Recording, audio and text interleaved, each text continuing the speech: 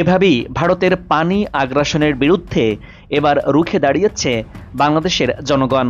উত্তরাঞ্চলের মরুকরণ ঠেকাতে চীন বন্ধুর মতো বাংলাদেশের পাশে দাঁড়িয়েছিল। তিস্তা প্রকল্পে চীনের আগ্রহকে ভারত সবসময় বিরোধিতা করে আসছে।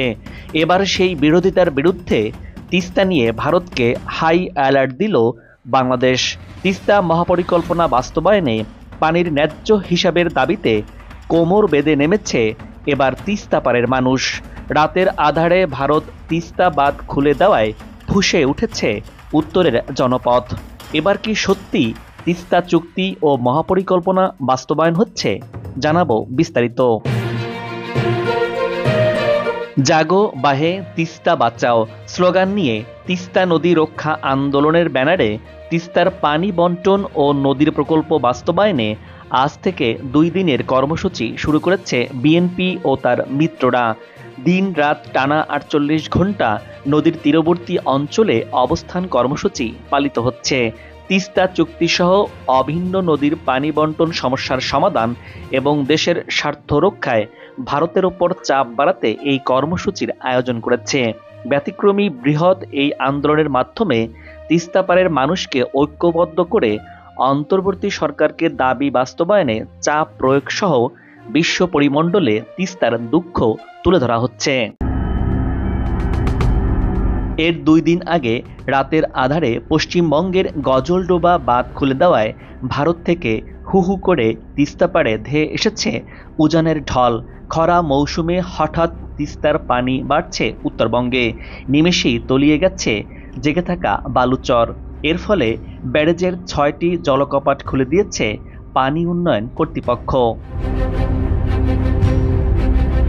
বাংলাদেশের ক্ষমতার পট পরিবর্তনের পর ভারত থেকে পেঁয়াজ আমদানি সীমিত করে বাংলাদেশ। তারপর তিস্তার চরে আগাম পেঁয়াজ উৎপাদন হয় ব্যাপক আকারে, আর তাতে ভারত থেকে একেবারেই পেঁয়াজ আমদানি তলানিতে গিয়ে ঠেকে।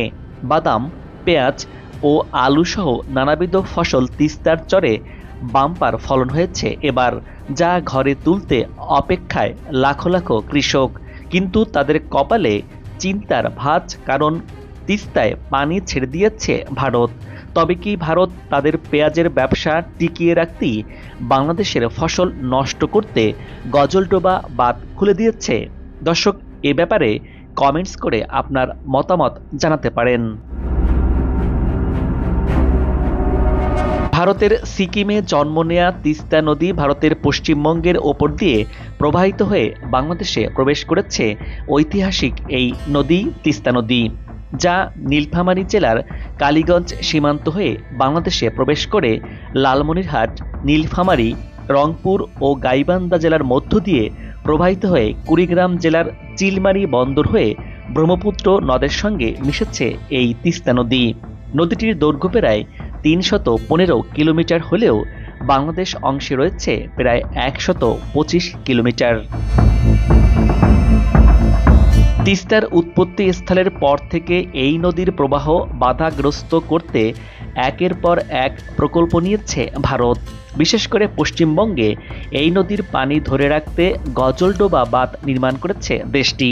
1998 সালে বাংলাদেশ সীমান্তের 60 কিলোমিটার উজানে ভারত সরকার এই বাঁধ নির্মাণ করে।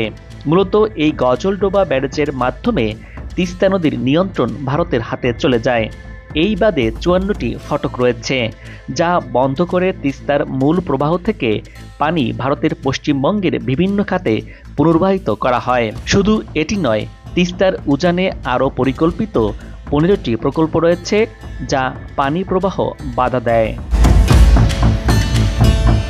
উজানে গজলডোবা বাঁধ নির্মাণ করে ভারত সরকার তিস্তা নদীর পানি একতরফাভাবে ব্যবহার করছে। এতে তিস্তা নদীর পানির ন্যায্য হিস্সা থেকে বঞ্চিত হচ্ছে বাংলাদেশ। ফলে বর্ষা শেষ হতেই বাংলাদেশ অংশে তিস্তা মরুভূমিতে পরিণত হয়ে জীববৈচিত্র্যে বিরূপ প্রভাব ফেলছে। আবার বর্ষাকালে ভারত অতিরিক্ত পানি ছেড়ে দিয়ে নদী ভাঙন ও বন্যার মতো ভয়াবহ প্রাকৃতিক দুর্যোগের মধ্যে পড়ে ক্ষতিগ্রস্ত হচ্ছে বাংলাদেশ অংশের রংপুর বিভাগ। মূলত পানির প্রয়োজনে পানি শূন্য, আবার যখন প্রয়োজন নেই তখন পানি দিয়ে বাংলাদেশের উত্তরাঞ্চলকে ডুবিয়ে রাখে ভারত। এভাবে তিস্তাকে নিজের স্বার্থে একতরফা শাসন করছে ভারত। অপরদিকে তিস্তা নদী ঐতিহাসিকভাবেই অত্যন্ত ক্ষতিকর এবং খামখেয়ালি আচরণ করে। বর্ষা মৌসুমে তিস্তার পাহাড়ি ঢলে বেশ খ্যাপাটে হয়ে ওঠে এই নদী। তিস্তার উপর নির্মিত গজলডোবা এবং অন্যান্য ব্যারেজ নির্মাণের ফলে বাংলাদেশের উত্তরের জেলাগুলোতে হঠাৎ বান দেখা যায়। গজলডোবা ব্যারেজ পরিচালনাকারীরা তাদের সুবিধামতো সময়ে ব্যারেজের গেট খুলে দেয় একতরফাভাবে। এমনকি কোনো কোনো বছরে 7-12 এ ধরনের হঠাৎ বানের কবলে পড়েছে উত্তরের জনপদ। বর্তমানে খরা মৌসুমে রাতের আঁধারে ভারত ইচ্ছা করেই আবারও বাঁধ খুলে দিয়ে ভাসিয়ে দিচ্ছে তিস্তাপাড়ের মানুষকে। তিস্তাপাড়ের মানুষের সাথে গভীরভাবে জড়িয়ে আছে তিস্তা নদী। তবে ভারতের পানি রাজনীতির কারণে ভোগান্তিও কম নয় তাদের। ভারতের অসম নীতির কারণে কখনো খরা আবার কখনো ভয়াবহ বন্যার কবলে পড়ে এই জনপদ। 1983 সালে দুই দেশের মধ্যে তিস্তা পানি বন্টন চুক্তি হয়, যেখানে 36% পাবে বাংলাদেশ এবং 39% পাবে ভারত। বাকি 25% পানি নদীতে সংরক্ষিত রাখা হবে। কিন্তু কিভাবে এই পানি ভাগাভাগি হবে সে বিষয়ে কোনো দিক নির্দেশনা ছিল না। এর বহুকাল পর 2007 সালের যৌথ বৈঠকে তিস্তার পানির 80% দুদেশের সমান অংশে ভাগ করে অবশিষ্ট 20% নদীর জন্য সংরক্ষিত রাখার বিষয়ে প্রস্তাব দেয় বাংলাদেশ। তবে ভারত এই প্রস্তাবে অসম্মতি জানায়। অপরদিকে জন্মলগ্ন থেকে খনন না করায় তিস্তা নদীর তলদেশ ভরাট হয়েছে। ফলে বর্ষাকালে সামান্য বৃষ্টিপাত আর উজানের ঢেউয়ে নদীর দুকুল বন্যায় প্লাবিত হয়। বন্যায় ভেসে যায় ফসল আর তীব্র ভাঙনে বিলীন হয় বসত ভিটা, আবাদি জমি সহ স্থাপনা। লোকালয়ে প্রবেশ করে প্রতি বন্যা মৌসুমে পরিবর্তন হচ্ছে নদীর গতিপথ। প্রতি বছর তিস্তা নদীর ভাঙনে হাজার হাজার পরিবার গৃহহীন হয়ে পড়ছে।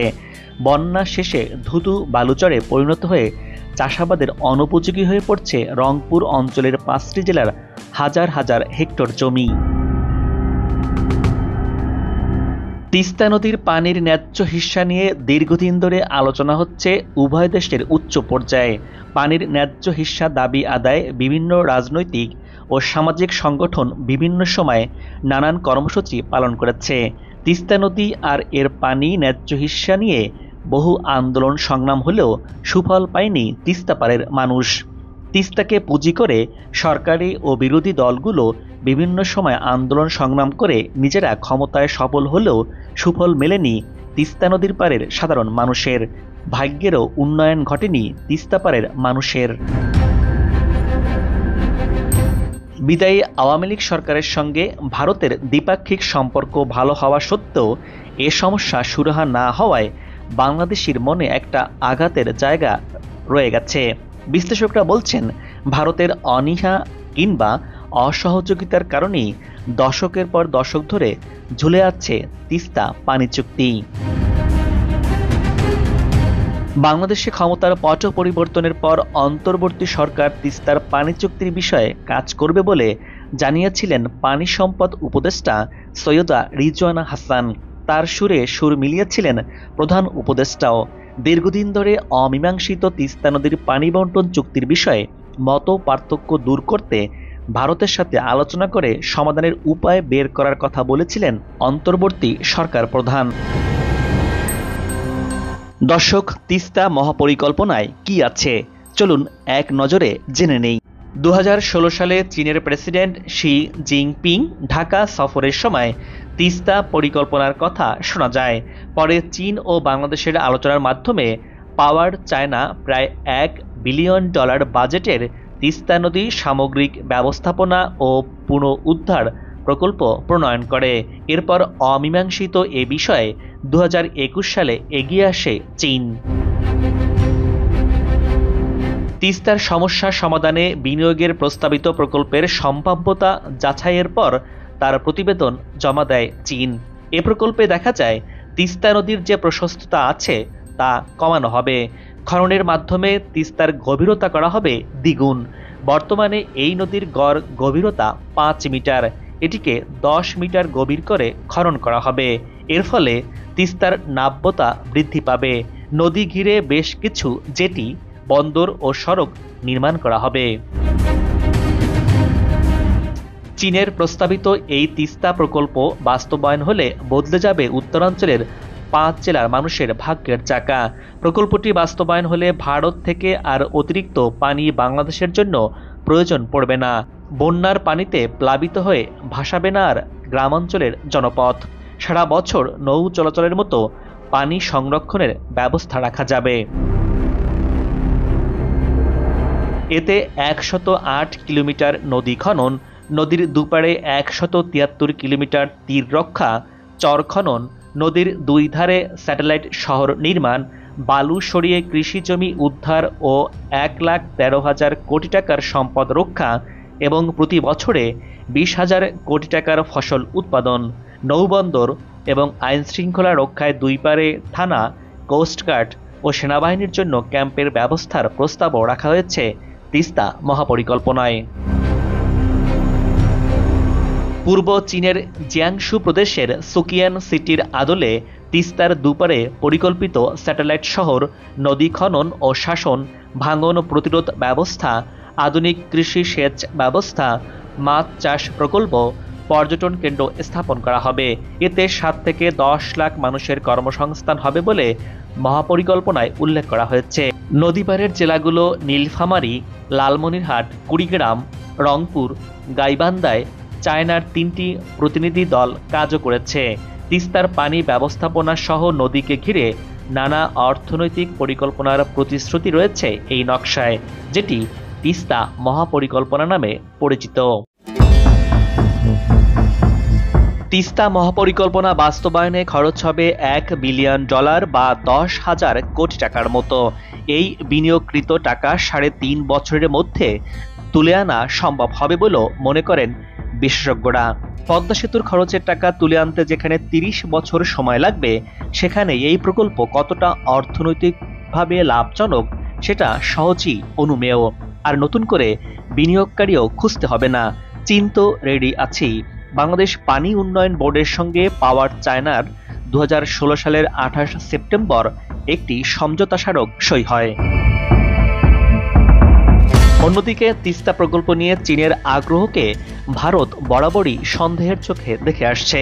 ভারত মনে করে চীন তাদের বেল্ট অ্যান্ড রোড ইনিশিয়েটিভের মাধ্যমে ভারতকে চারপাশ থেকে ঘিরে ফেলতে চায়। ভারত তাদের সীমান্তবর্তী এলাকায় চীনাদের উপস্থিতি চায় না। তাদের দাবি, শিলিগুড়ি করিডোরের চিকেন নেকের কাছে তিস্তা প্রকল্পে বিপুল সংখ্যক চীনা নাগরিকের উপস্থিতি মেনে নেওয়ার মতো নয়। অর্থাৎ চীনা প্রকৌশলী ও প্রযুক্তিবিদদেরকে হুমকি হিসাবে দেখছে ভারত। চিকেন নেকের ঘাড় মটকে যাওয়ার ভয় আছে ভারত।